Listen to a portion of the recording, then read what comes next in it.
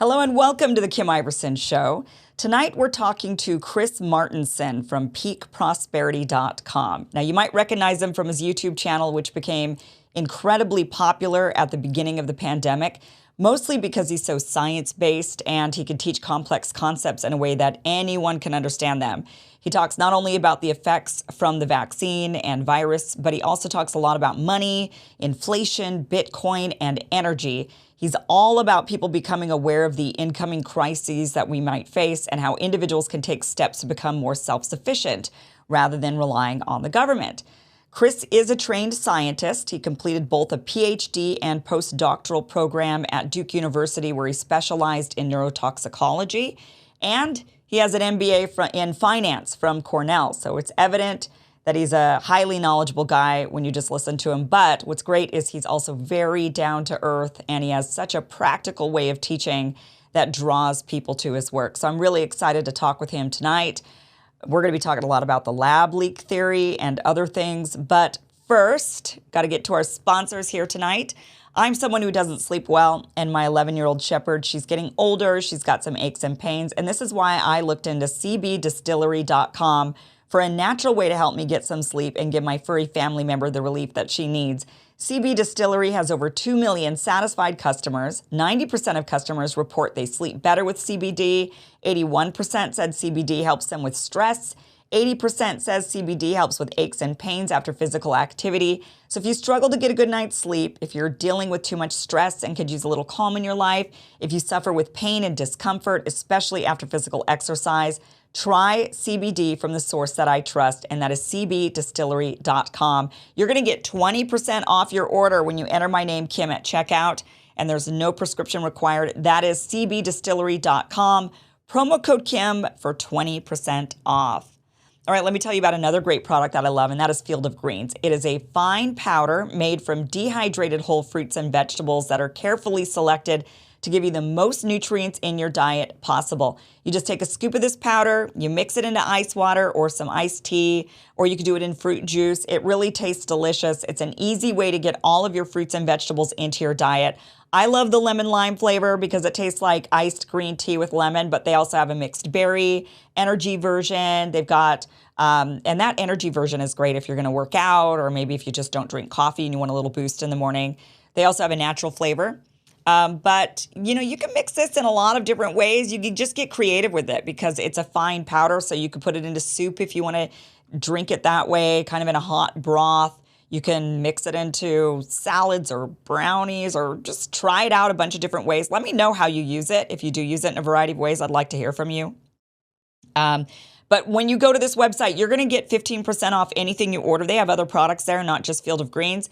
Just go to fieldofgreens.com and use that promo code Kim at checkout, and you will get 15% off your first order. Chris, thank you so much for being here. Welcome to the show. It's my pleasure, Kim, to be here with you and all your followers. Real honor. You know, I have been following your work since the very beginning of the pandemic. I think that's when, that's when I first discovered you. Is that when things kind of blew up for you? Did you feel like that's when you gained a much bigger audience, was in the beginning of the pandemic? It definitely was. I've had a pretty substantial audience for a long time, but I've been talking about things like the economy and energy and ecological issues, things like that. And then when COVID came along, it was a time for me to maybe trot out my actual medical background, which I hadn't used in a while. And so I dusted that off and dove in. But it really dovetailed pretty well with all my other work, because what I really am is I'm a systems analyst and a common sense thinker. I just people say, oh, are you a truth teller? And I'm like, nah, not really, but I'm really good at smelling BS, right? And so the COVID story was just BS right from the beginning. You know, remember, Kim? I'm sure you remember, like, for the first month and a half, it was like, it's just the flu, bro, you know? And I was so mystified by that. And I thought maybe it was more than that. And then later, I was just on the other side of mainstream media the whole way through on that story. Yeah. It definitely did intersect, I think, with a lot of your work, because, correct me if I'm wrong, but you seem to focus a lot on being independent or sustain on your own, figure out a way to be independent of the behemoth that's out there. with energy, with lifestyle, with growing your own food. That just seems to be your forte. So it almost, with COVID, the pandemic and the closure of everything, the lockdowns, that really, I think, has sped people up into thinking, wait a minute, maybe I do need to be more self-sufficient on my own and not reliant on the government, because they could shut us down at any minute. And then we can't get the things that we need. We can't, if we're so reliant on the government or even foreign countries for imports, we've got serious problems. That's exactly right. So I believe in resilience. I guess I'm fairly libertarian in the idea that I believe in personal responsibility. I believe in that it's begins with us and then builds out from there. It's not top down. It's sort of bottom up. But I do believe that there's a non-zero chance here, Kim, that our economy and or energy systems have a fatal error at some point in time, right? We've just been printing and doing all this stuff. It's clearly non-sustainable, right? The math just doesn't work out. So if we can strip away our emotions around it and, what we'd want to have happen or not have happen, it's not about being, fearful or greedy or any of that stuff. It's just, look, some basic math says we have some issues coming up and nobody's addressing them, right?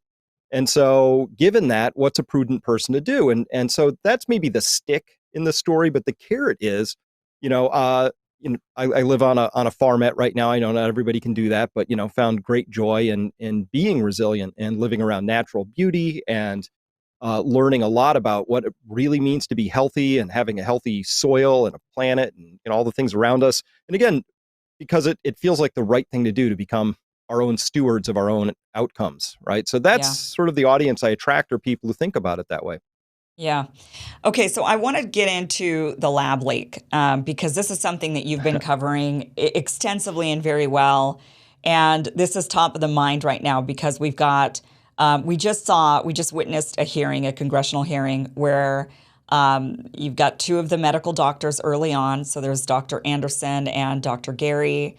And they, in the very beginning, said to Dr. Fauci and Collins over at the NIH, they said, this kind of smells like it might not be so natural, that this maybe was a man-made virus. And within a matter of days, 3 or 4 days, they suddenly switched their tunes and they suddenly were saying, no, it wasn't lab leak, and anybody who thinks that is a conspiracy theorist. And this was after a series of meetings with Collins and Fauci, and they were scrambling, digging up, what kind of funding and grants do we have with China and what's going on there. And so there seemed to be this, and now we know that these guys were definitely pressured. I think there's been in the emails even pressure that they, that they were basically told from on high, change your tune. So let's talk about that lab leak theory. Where are you with that? Do you feel like this definitely came from a lab? And what sort of evidence do we have that really points to that? No question about it. This was engineered. It's an engineered virus, and all the fingerprints are there. They were there from day one. So on January 31st, 2020, we saw that series of emails with Anderson on them. And Anderson actually penned this famous one that said, hey, there are features in this virus that are inconsistent with evolutionary data, right? And he was talking about this thing called the polybasic furin cleavage site, the PRA, this little cassette of 12 nucleotides, 4 amino acids that gives this thing its punch, that allows it to get into the human cells really fast and hard. It's a weaponization cassette that's normally put in when you're really trying to amplify gain of function research. And by the way, no other viruses in its lineage have anything that looks remotely like that. And so, yeah, they were darn right.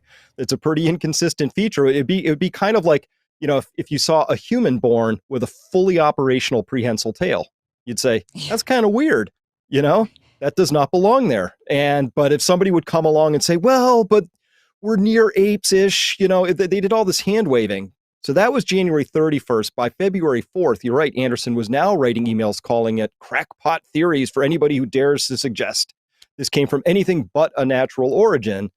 And the truly disgusting part to me, Kim, was watching him.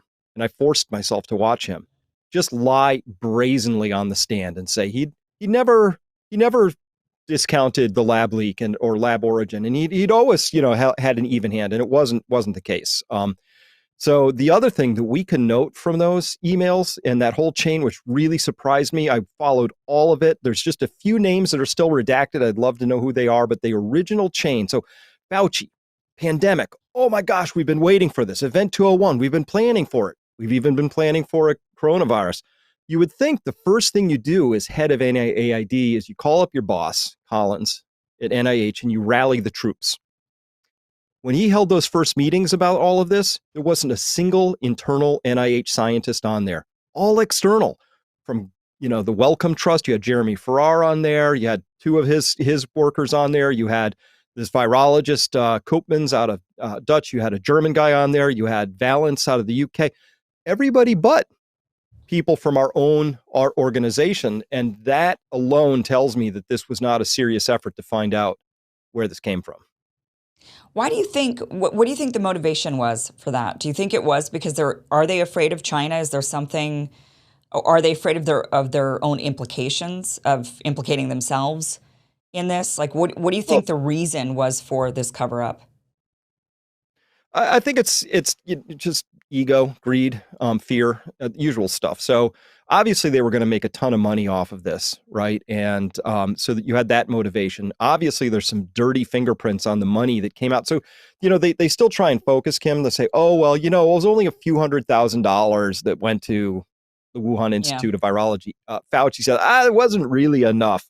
But if you look at EcoHealth Alliance's funding, through everything from the DoD, from DERTRA, from State Department, from USAID, right? And the NIAID and all those others. So amongst all the government agencies, they had secured over $100 million of funding to do stuff like this. And what they were doing was, and listen, let me take their side. Let me steelman this.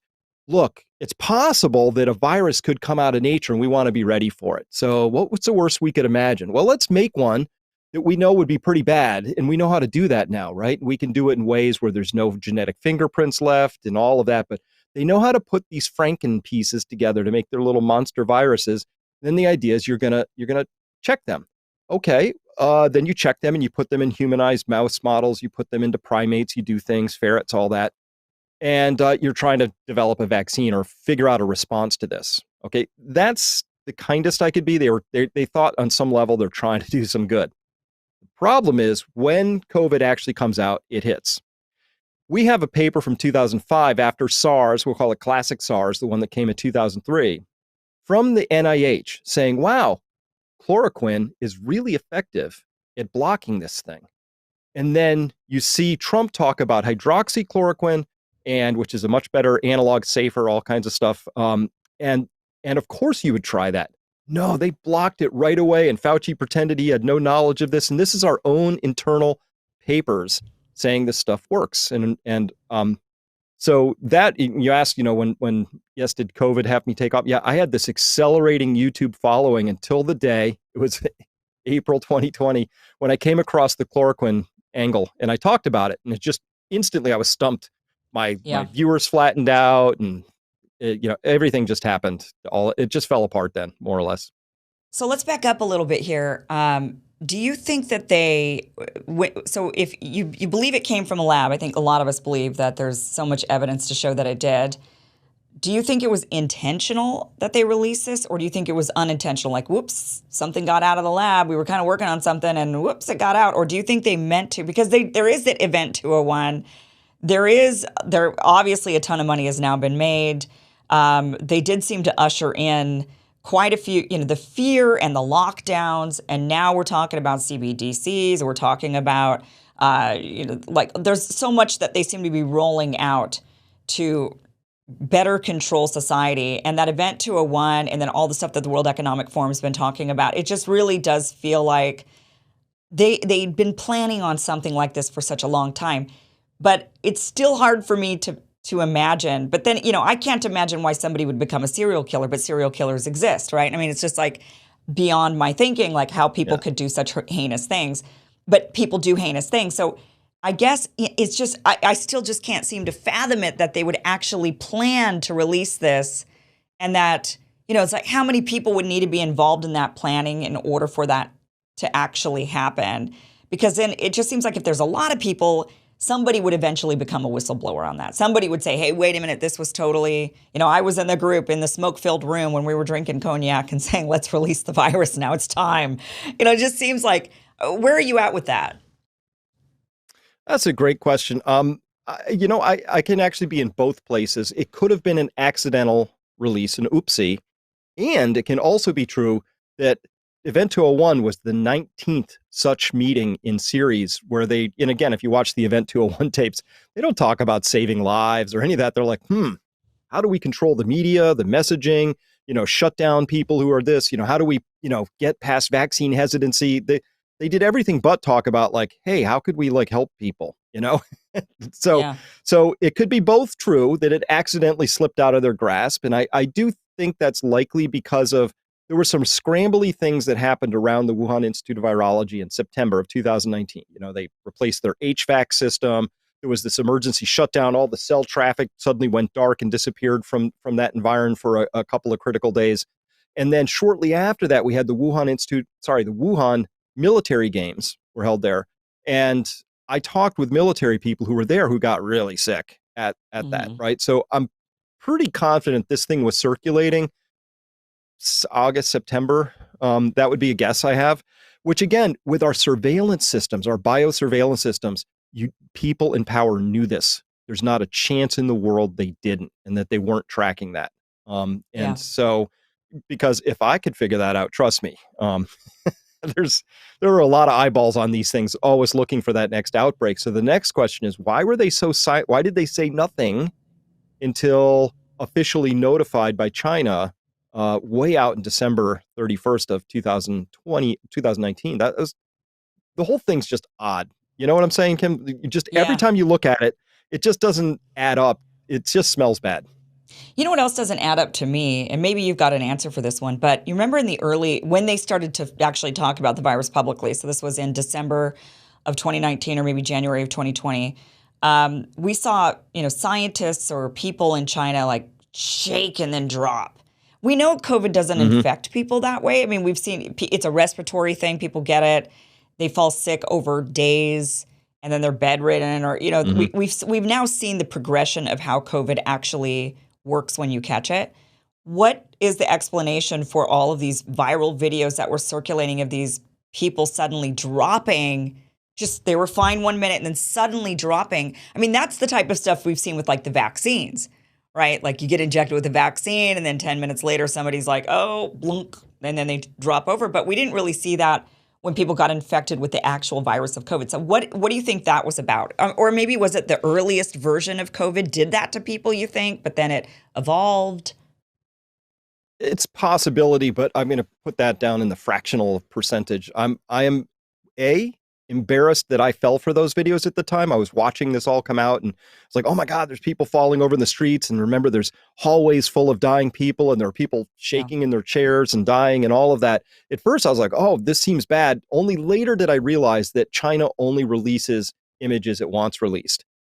And there was probably a couple months later, I was like, I might have been duped by those, and then I realized when I got my hands on the flight tracker, this is right before my Wikipedia page got taken down. I think this was my final insult. Was I found this flight tracker that showed that China was not allowing any flights to leave from Wuhan to fly interior to China anywhere, but they were going all over the world. And then the WHO came out and said, oh, if you criticize flights from China, you're racist. I was like, well, that's not a WHO thing to say. That's not even close to the remit. And then the WHO was like, oh, but think of the impact on trade. I'm like, you're not the WTO, right? Nothing was adding up anymore. But that was the tell for me when I saw that China was blocking flights domestically for them, but allowing them to go everywhere. And the rest of the world wasn't saying boo about it. That's where I said, okay, this is totally not according to any pandemic playbook that was written even 100 years ago. I mean, even George Washington knew better than to let infected people come, into camp. I mean, maybe the Chinese perspective was we don't want people circulating around our country, but if other countries want them and they're willing to take the risk, then I guess they can have them. Or do you think that it was China deliberately spreading the virus around the world but keeping themselves protected? Well, it had to be two parties in this, right? China was allowing them to leave clearly, and other countries were allowing them to arrive.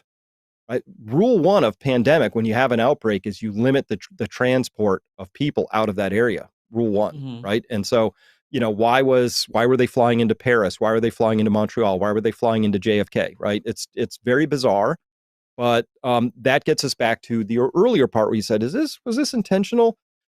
Maybe not the actual release. Maybe that was an accident, but everything afterwards was intentional, including allowing the planes to fly, including saying, oh, we're going to lock down everybody, forgetting that, there's some stratification of risk, that actually some people are more at risk than others. In fact, it's very heavily concentrated on people over 75 with at least one comorbidity.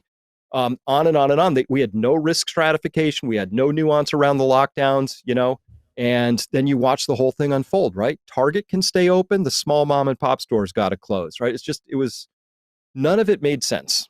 But I think that's actually part of the design, if you will, because if you want to introduce lots of new programs like CBDCs, you need people to be on their heels and not really processing things carefully or correctly. And that requires shocking them, sort of the shock doctrine. I still can't figure out who the bad guy is in all of this. I mean, it does feel like there's definitely a bad guy or a group of bad guys, but I can't, now that we're 3 years out, a little more than 3 years out, going back and looking at the beginning and knowing what we know now about Event 201. We learned about that early on in the pandemic. That was, people were starting to say, hey, wait a minute, this was, they just had a meeting about this and now suddenly we're having this happen. So that was obviously seems like a coincidence, not really. The way that the virus infected people, what we now know about the Wuhan thing, so all of this, but I can't figure it out in my mind. Part of me says, okay, looking at the different theories, let's say it's China did this. So China decides to, do you think is that a possibility? Do you think China maybe just did this? Like this was like a plan by China, a type of warfare where they could ultimately hobble every other economy except their own. Because when you look at China, they were the only economy that did well during the pandemic. The rest of us suffered. Their GDP grew. They seemed to not have the virus circulating around their country. Like maybe they'd already inoculated everybody somehow, or they knew, or they exposed everybody to a mild version of it before releasing this other version of it. You look at how they ultimately, I think they're the one country when I look at all of them, they're the one country that seems to benefit the most. And they were the ones that were putting those images out of people suddenly shaking and falling down. They then caused the panic of, they went around and locking people in their homes. They had people in bubble suits. They were spraying streets outside. I mean, it was frightening seeing what was going on in China. And that's ultimately the impetus of why suddenly the rest of the world said, we've got to do lockdowns. I mean, look at what China's doing. We have to do this. It must be bad. It must be really bad because look at the way they're behaving. So it almost feels, and I'm a very anti-war person, so I do not like to point the blame at a foreign country because I know it ends up leading often to warmongery talk and warfare, and that frightens me. War with China frightens me more than anything. But at the same time, I'm looking at things from China's perspective, thinking, okay, you've got the United States. The United States has been a warmongery country for decades. The United States is a bully that basically says we're going to sanction you to death if you don't do what we say. We have the global currency, and everybody. If you're from the time you're in elementary school, you want the bully to pay, right? The bully's got to go. Everybody's trying to figure out ways to take the bully down, and so. Part of me wonders if this was a plot by China. But then we've got all these other players in the United States like Peter Daszak from the EcoHealth Alliance. We've got Anthony Fauci, who seemed to help cover it up by then saying, don't even mention a lab leak, right? So we've got these other players in other countries. So then it's like, well, then I don't think Anthony Fauci is a Chinese agent. I don't think he's working on behalf of the state of China. So there's got to be some, so I can't, who's the bad guy? I mean, do you have an inkling of who you think it is? Is it us? Is it them? Is it all of us together? That's a great question. This is tricky. So for sure, we're in what they call fifth generation warfare, right? And fifth generation warfare is for your mind, and it's there to shape perceptions. And we're in the midst of that. And China's been a very astute player of that. And as well, when I was in China, it must have been 10 years ago now, I was talking with somebody fairly high up in the party, and I talk about resources a lot. I care a lot about where's our oil going to come from? Is there enough lithium? How about fresh water, copper, food, basic stuff. And in this country, you can't even get started on that conversation. People are just like, oh, are you a Malthusian? In China, they're like, oh, yeah, this is a very serious thing. And here's how we've mapped it out. And here's what we're going to do. And this guy told me a story. He said, in 1492, when Columbus sailed over and killed 5 million Hispaniolas, we also had an armada. People don't talk about it, sailing all over the world. And it was a big armada, a few hundred ships, I believe. And they went and they had 2 silver ships and a flagship, and they would land in a country and they would bring back dignitaries from the Incas, the Mayas, and South Africa, wherever. And then they would open trade routes. And he said, Chris, the business of China is business. The business of the United States is war.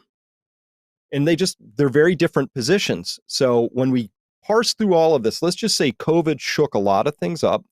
Everybody was using it for their own advantage. I do believe China has a longer strategic play that they were going after. Our side, you saw people make a few bucks, okay, it's kind of grubby, but my view of this is China didn't just wake up one day with COVID and start playing this game. I believe they've been playing this game for decades, and they've been doing it with money and think tanks and influence, as you would, right? They play a very sophisticated game. And I do believe they bought a number of people, Eric Swalwell, cheaply, they're very influential. So that's going on, but I think we have to look at the larger context of why. It's going from a unipolar world to a multipolar world. Those are often very tumultuous periods of time. Nobody likes to give up the reins of power. So if you're going to do that, what do? Kinetic war? That's expensive. We're in the midst of a war where we're watching the West dismantle itself, and I believe we're getting strategic nudges and helps along with that. And we're also self-inflicting those wounds, so I'm not blaming out others entirely, but everything we're doing in the West, which includes Japan, Australia, New Zealand, Canada, Europe, US, we're busy dismantling ourselves. And so look at what just happened, though. China just brokered a deal between the Shias and the Sunnis, right? Saudi Arabia and Iran shaking hands, opening up to diplomatic arrangements. This is insane. So from my perspective, but China's doing it. So here's what I see. They are playing a very diplomatic game. They, after our embarrassing exfil from Afghanistan, where we had diversity hire quotas for their army, China came in, and it's classic China. They're like, hey, you be you. We have no influence on that. We don't care. But that copper mine, can we talk? And so they've been going all over Africa, Middle East, and places where the resources exist, and they've had almost no. We haven't even been in the game. Yeah, we're too busy over here. Which transgender bathrooms, and should men compete in women's sports, and oh no, that election was totally on the up and up, and crazy stuff that just like we're not even like. This is I just feel like in the West we are not even participating in the same game that China seems to be playing right now.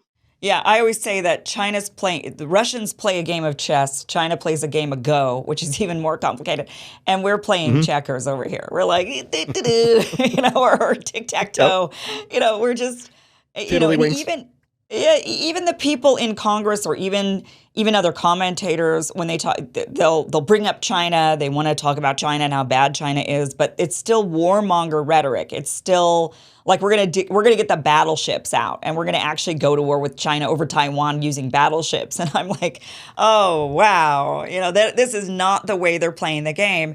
And what they've learned, and they learned it best from the United States, is all you've got to do is buy your opponent. I mean, once you buy them, they're at your behest. Money talks. Money, once you control the money, you control everything. And they figured it out. They've said, okay, well then we'll just buy everybody, and then everybody will be quiet. And we saw that even with, and I don't agree with I don't know where you are at with it, and we don't need to get into it because we got other things to talk about. But when it comes to like the Uyghur situation in China, and people are always talking about, oh, the Uyghurs, and there's a genocide going on over there, which I don't agree with. But what we saw was that China was able to buy the silence of, a lot of people were pressuring normally liberal athletes, celebrities, brands that would normally stand up and put their Black Lives Matter signs out there, right? They're all about the woke stuff. But when it came to the Uyghurs, like completely silent. which is something that I would have anticipated them to stand up and say, yeah, we've got to do something about these human rights abuses, but they weren't. And that just goes to show the influence that money has, which is it can buy silence and complicity. And so China has figured out all we have to do is become a business partner with everybody else in the world. And then everybody else in the world is going to want to maintain those business relationships. And they're not going to want to engage in throwing rocks at our head, like like what you want to do with the bully in the sandbox or something. So, but when I look at the beginning of this pandemic, China looks suspicious to me. I mean, I look at them and their behavior, and I look at them and they're the most likely culprit in the entire thing because of the way they behaved in the beginning with the shaking people falling down and the sudden lockdowns and whatnot. And maybe, the only thing that makes me think, because look, if this virus has taken out people 75 and older, it would have almost been in China's best interest. I mean, this is a terrible thing to say, but it would have been economically in their better interest to let it spread around their country, right? Because they're having a crisis because they had the one China policy for so long that they've got a smaller generation of people about my age and, my dad's age. There's too many of them. So they're having an economic issue there. But, China, or it could have just been as simple as, you guys keep wanting to enter into a trade war. Let me just show you how dependent you are on us. Go lock down. See how well that goes. You're not gonna get your toilet paper, and then people are gonna be upset. I don't know. So. Do you think China's the more likely, or had the most to gain, and maybe was more in charge of the creation of this virus, or do you think it was the Faucis and the Peter Daziks and the EcoHealth Alliance? Well, it's a reasonable hypothesis to presume that China was screwing around with these things, but a lot of countries do. They had an oopsie in it. Let's say it was an accidental release. But I think they were prepared as well to say, okay, now that this has happened, what do we do? And it's, I think, a pretty easy conclusion to come to say, you know what? If this has happened to us, it'd be in our best interest if the world kind of shared this thing, So that explains the flights out. It explains spreading the fear. It explains, I think, calling up all the people who you've bought with your influence over time, right? Think of so it's impossible for me to believe, Kim, that our public health agencies got everything exactly wrong about how to approach COVID, from the masks on kids or anybody to the lockdowns to you have to be inside, you can't exercise. Remember Sydney, Australia is like, you can be out for an hour a day like you're this, citywide penal colony, on lockdown. It's just crazy. And they never promoted vitamin D. They never went for any of the early treatments. They never talked about how, maybe you should get those comorbidities back down. You can control your weight. Maybe none of that, nothing positive, right? It was all lockdown, stay in fear, which creates anxiety, which reduces your immune system. Everything they did was actually guaranteed to make this worse, right? And we should at least have an honest assessment at this point, which is like, well, can we talk about why the United States had an alleged mortality from COVID that was 8 times higher than poor countries? What happened, right? Shouldn't some of that fall on Fauci and, the health authorities out there who were blindly following, but that didn't happen. So we have to question how that level of psychosis, I'm going to use that word carefully, came into infecting the power structures in the United States. And I would submit to you, that's not accidental. That's something that's curated in my mind. Yeah, even more so than a virus, because a virus is going to spread. I mean, once it's out, and it's going to spread all around the world. There's not much you can do to really stop it. Not in today's global world, right? It's really difficult to do. But you're right. I mean, the one thing that definitely they could have done was at least given us good information. And everything they told us was wrong. Everything they said was, and blatantly wrong. Like, they went against established science. And they told us the opposite of what they'd been telling us for years. They didn't even try the established science. They just said, no, we changed. Suddenly this one virus, just now everything's so different. And it does. That's when then I think, okay, well, what about the Bill Gates in the world, right? That's when you've got so much influence and you've bought everybody. Again, going back to buying people. When you've bought industries or you've bought research labs and you've paid you've so much grant money going out there.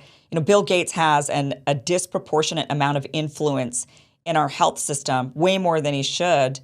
And then it kind of goes into, well, so then, did he take advantage? So that's why I have a difficult time of pointing to who is the bad guy. I have a difficult time believing that Fauci colluded with China and Bill Gates colluded with China and the WHO. It's like, how could they have all gotten into a room together, these people, and made every bad decision possible together collectively? But that's what it seems like happened.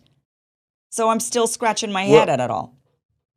I know, and everything kind of looks like a nail to me because I have a hammer. But when I back up one higher step, I will tell you that from my framing, for the next 10 to 20 years, it's all about resources. We have 8+ billion people. Unless there's some magic energy source at Area 51, and they're going to reveal this UFO thing. Fine, I'll change my tune. But until then, right? We know where we are in the story of oil extraction and use, and we can see, it's the end is much closer than the beginning of this story. And when I talk with people from China, they get it. Their energy minister is planning this all out. They have to think this through because oil becomes food, becomes, humans not rioting, right? So you have to think this through carefully. And we have zero planning for that at this point. We have this crazy, insane, oh, we'll just, do green energy. Here's how insane it is. I call this the burning the boat strategy, right? So in New York, their legislature outlawed the refurbishment and the rebuilding of peaker gas-fired plants. So they just said, no, we're going to remove these things. They're 50% of their electricity mix, and they're just going to remove them. And you know why? Because they said, well, that will incentivize us to move more aggressively into green energy. It's like, okay, wait. You never do that. You build first, then dismantle. Right. And their strategy is get rid of it, and then we'll have to do something. Right. But they don't understand that it takes energy to make these energy systems. It's divorced from reality, right? That I look at that. And I do think that given that sweep of things, that China is very obviously and aggressively positioning itself, and aggressively maybe is too strong a word, but they're buying and influencing friends, right? When China likes you, you fly up in a plane, there's a red carpet and there's all these people and it's a very nice state dinner and they present you with a nice piece of jewelry. It's an amazing thing, right? Mm-hmm. When you're Obama in 2016, like they literally flew him to the back of the tarmac and somebody checked his passport, right? It was embarrassing, right? That's when I actually knew we're off the rails on this story, right? Right. But they're positioning themselves as if it were true that access to resources is going to be a determinant of success going forward. And it's absolutely true. And we are not even in that game at this point. And we're telling ourselves, again, checkers, I'm going to say tiddlywinks. I don't even know what we're playing, right? Because we should be having a serious plan about this. Our energy secretary, Jennifer Granholm, she doesn't know the first thing about this. China would never put somebody in her position who knew nothing about the area that ostensibly she was overseeing, right? So that's that. When I look at all this, I say, well, so they get all the way back, like, why do you have a garden, Chris? Because I look at all this, Kim, and I say, there's not a chance we're going to get through this without, we're going to have that moment when hitting rock bottom, I think. And I don't know how we stop this at this point. Yeah, and I worry about what that looks like. There's no doubt that this Roman Empire is collapsing. I mean, it's just the way it's going to be, right? Every great empire goes under at some point, and oftentimes because they focus so much on war, and we've definitely done that. That seems to be the only play we've got is more war. We'll just warmonger our way out of it. And I think that a lot of the climate change discussion, a lot of the alarmism, I would say, around it, to me, from my viewpoint, looks like a play to try to halt the development of other countries. That it's in particular China, right? To say, well, mm-hmm. You're now causing all of this pollution. You're causing all of this. You're causing climate change, and so you have to stop. And trying to get the world riled up to get people to point the finger at these developing countries and say, you better stop. Because that's one way we could stay in power. I mean, we're already developed, so we'll remain at the top if we stop everybody else from developing. Because we tell them, if you develop, you're going to ruin the world, and there's not going to be an Earth anymore because it's going to blow up in flames in 15 years. So to me, a lot of the rhetoric has been really just hoping to try to get people to rise up and want to halt development of other countries. I think that it was working for a minute, but it's not working anymore. I think people are starting to say, no, these other countries are going to develop. And even then China says, yeah, okay, fine, but we're just going to develop a lot faster with green energy than you are, make a mockery of you. Um, but yeah, but we're not planning ahead at all with any of this, is what you're saying. Like our country is, we're not even thinking about, we're just still flapping our feathers at war. Like we're going to warmonger our way out of this crisis somehow. But that seems to be the only play we have. So I don't even know what happens. Like, what does it look like when we collapse? Well, that's a great question. I mean, in some respects, we're already collapsing if you look at the rising levels of homelessness and despair and despondency that exists, places like LA, Oregon, San Francisco, New York. And as well, we're seeing our youngest generation check in with some of the highest levels of depression, demoralization, suicide. It's bad. And I think all of these are signs of that decaying empire you talked about.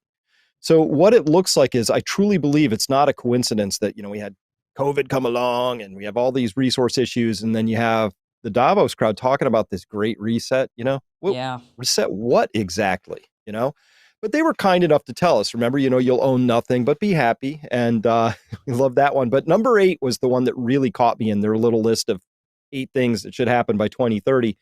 And number 8 was Western values will have been tested to the breaking point. So I'm like, what are Western values?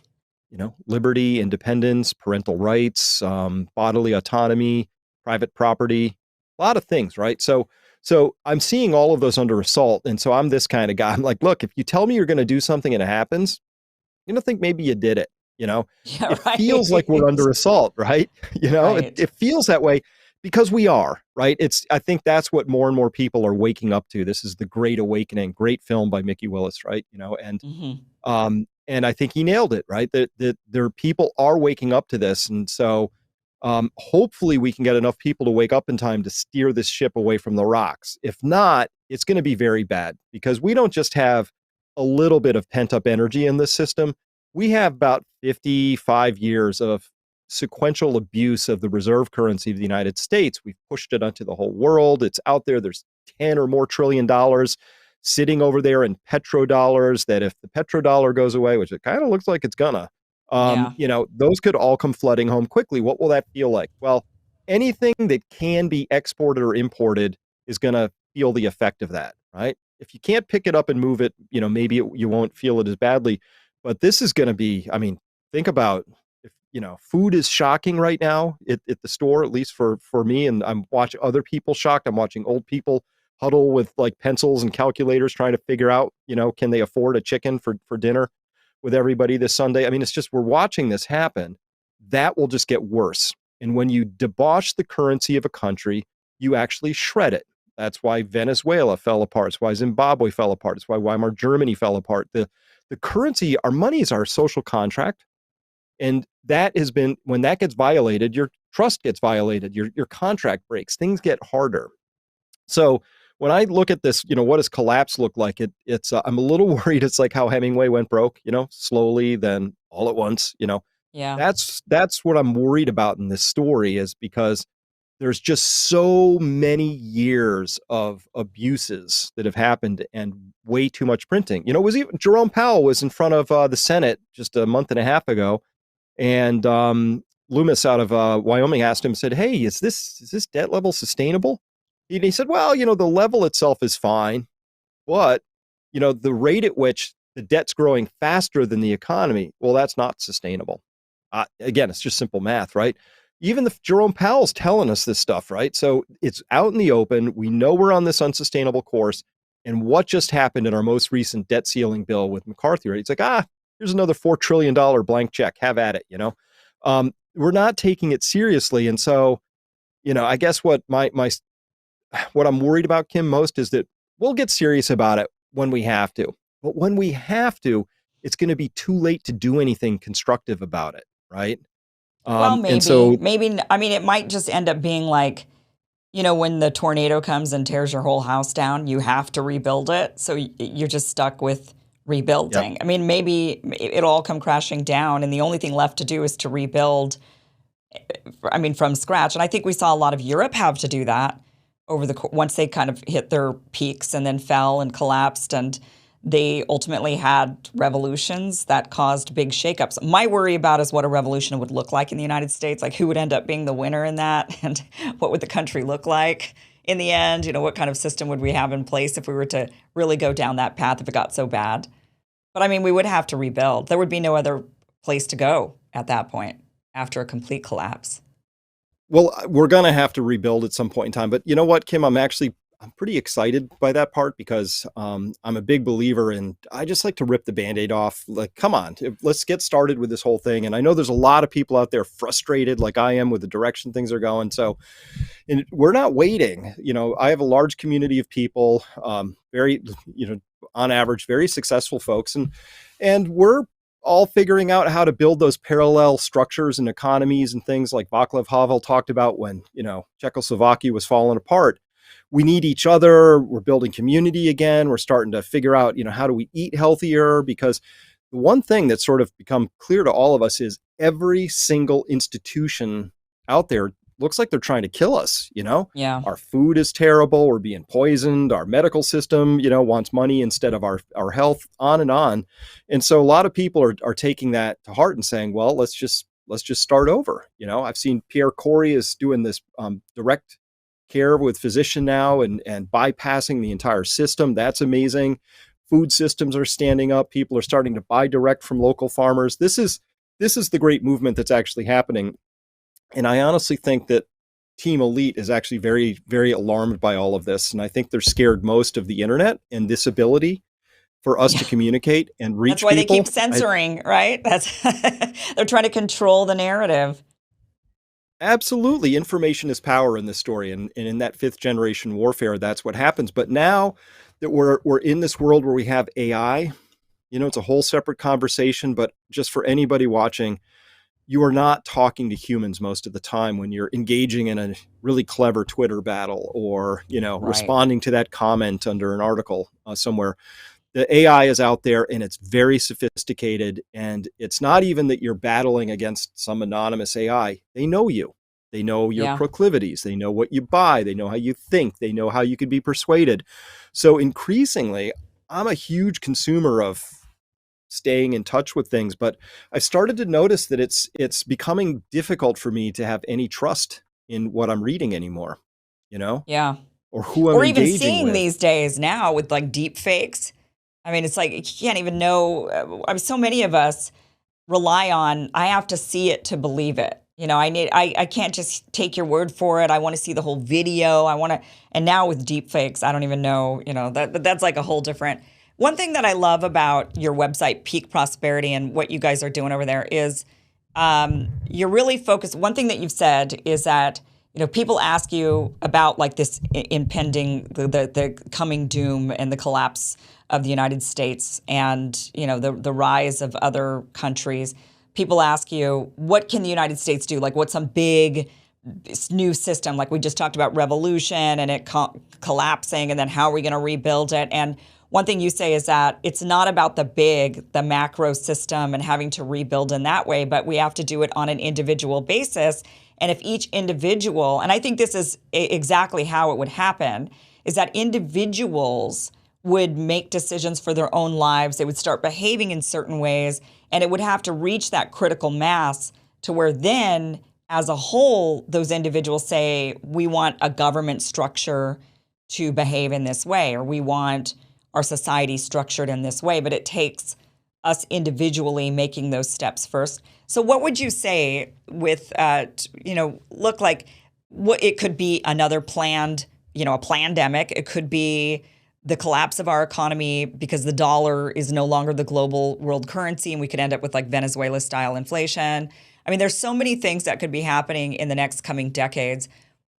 You talk so much about everything on your. I mean, you're so knowledgeable, and you talk so much about things like CBDCs and Bitcoin, even going into Bitcoin, energy, all of these things. What would you say the individual? What's like the roadmap of what an individual should be doing right now to prepare for the coming collapse?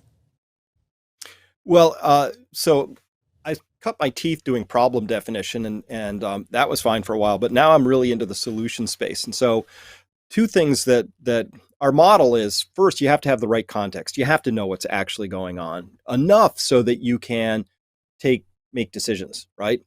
But that's the hard step. So you have to surround yourself with other people who are on this journey with you. We need our support. We need each other. We need our models and seeing how other people do stuff. It's how we learn, right? So that's what we're doing at Peak Prosperity. As Kim, I was off the charts, like insane about creating this thing called the crash course and figuring it all out. And that was fine. I wouldn't do that again because, that's not where the energy is. Now I'm as passionate about, and we're investing heavily in how do we create the communities? Because we need to use the internet while we have it so people can find each other. Because one of the great trick of Satan was to convince us he didn't exist. Well, the great trick of big media is to convince us we're alone. And we're not. When you see the thousands of people who show up at like a Massim Malhotra talk, in Australia, or, some of these rallies, it's intense. We're not alone. So that's what I think the path forward is, find your tribe, and you gotta understand that as soon as you can, adjust as quickly as possible. That old life we had, let go of the shore, drift down the river. And on the solution side, my book Prosper, which talks about building 8 different forms of capital. And we start with financial capital, because if you have financial capital, things are possible. It's good, but that's not all there is. Your social capital is really important. Your knowledge capital, get skills, like watch the YouTube video on distilling and then buy one and make some whiskey. Like get the skills, because we're going to need a lot of whiskey to get ourselves through whatever coming collapse there is. And duct tape, just buy that, put it in the basement. You hear it here first. Chris says the thing you need to do is start distilling your own whiskey. Absolutely. At step 1, step 0, actually. So yes, get that going. But possibly, Kim, the most important one is your emotional resilience and your spiritual resilience, because, you could have all the other forms of resilience topped off and tanked up. And if you fall apart when things change, it won't matter. Right. So we're seeing people under a lot of stress, and there's ways to get away from that stress. And a lot of it is just, here's the way I think about it. Look, the world is careering off the road. You know this, right? You know these things, but this is what you're doing. And if those don't line up, that gap between what you know and what you are not doing, that's where anxiety lives. That's where that gnawing fear lives. So I'm like, great, let's get rid of that, And so some things are very simple, right? Everybody ought to have a little gold and silver as a means of getting away from what the currency system is doing. I can't control what the Fed's doing, but I can own some monetary assets that they can't control, right? That's where Bitcoin comes in, same sort of a concept. Everybody should either know how to grow a little bit of their food. I'm not saying become totally self-sufficient, 100% of your calories come out of your backyard, but if you can do 3%, wow, there's a world of difference between starting at 0 and starting at 3%, right? If you ever needed to. And so I'm just a big fan of that whole idea. There are positive things we can do. And by the way, again, carrot and stick. The life I have here with my partner, Evie, working, growing things, creating abundance, just it's wonderful for us. We love it. Right. And I know there are a lot of people out there who feel that as soon as they start taking those positive steps towards securing their own future, it feels so much better than being at the mercy of these things that we know are merciless. It's just, there's a lot we can do. And so that's part 1. Part 2 is I'd tell people, get busy, because I see this stuff steamrolling down on us. My personal marker is around 2025 is when the United States is going to have to confess to itself that our shale plays are not tapped out, but they can't grow anymore. And that'll be our bumpy ceiling. And then that's it. Unless we open up drilling off the shores or something, right? Yeah. But when that day happens, now we're in competition with China, who has secured trade and diplomatic and other relationships with the only people who could provide that to us. And, the number 1, number 2 exporters by far of oil in the world are Saudi Arabia and Russia. We're not actually on the good side of either of those right now. Yeah, we really aren't, are we? Yeah. Well, and that's all the more reason, I think, for people to get more informed. And like you said, I like that. I like the idea of start small. We need to, rather than thinking, oh, we've got to change the big government. We've got to change our system. We have to somehow, it's like trying to steer the Titanic, right, into a different direction suddenly. we're just going to hit the iceberg. There's really no way around that. And I think we all just need to get our own flotation devices and our own survival mechanism, knowing that this thing is that we're just headed for it. And there's really nothing that we could do. Because I think a lot of us, we've been hoping that the political system will change. We keep thinking we're going to elect a new candidate. The candidate's going to get in there and we're going to see finally some shift that's going to get us into the right direction. But when these candidates get in, they're still contesting with just either if you want to call it the deep state or the bureaucracy, just other forces. They're only there for 4 years or maybe 8 if they're lucky. And then it's somebody else, and the establishment has their chance to get their person in there the next time around before the anti-establishment person can make that much, damage, could do that much damage. So I think a lot of people now are starting to sort of lose hope and faith in the big government. And I think that you're on the right path and you're kind of steering people in the right direction of just focus on your little community first and get yourself where you need to be. And then you'll find others who are doing the same thing. And the ideas will grow. People will start to rely on that. And actually, it'll be the saving grace. I mean, the people that are like you already living in these types of communities, already living in this lifestyle, when there is massive hyperinflation or we're in another pandemic and people are like, what do I do? How do I survive? There's at least knowledgeable people around them who can teach them this is how we do it. So even if the person does have to start from zero, it's like, well, at least you've got a neighbor who knows how to at least, get you point you in the right direction. So I think it's probably the future, quite honestly, is that sort of survivalist almost way of being, the survivalist mentality. Survivalism and sustainability on your own. I like to think of it as we're going to thrive. It'll be a better future, I think. I think of myself as a preservationist. If I had a model, it'd be a 13th century monk. We're going to make sure these books, get faithfully transcribed. Because if we don't have people out there doing these responsible things to be ready, we'll descend into chaos, Yeah. And then you're rebuilding from zero. We're going to rebuild, but I'd rather rebuild from 3, or something. Right. Something. Yeah.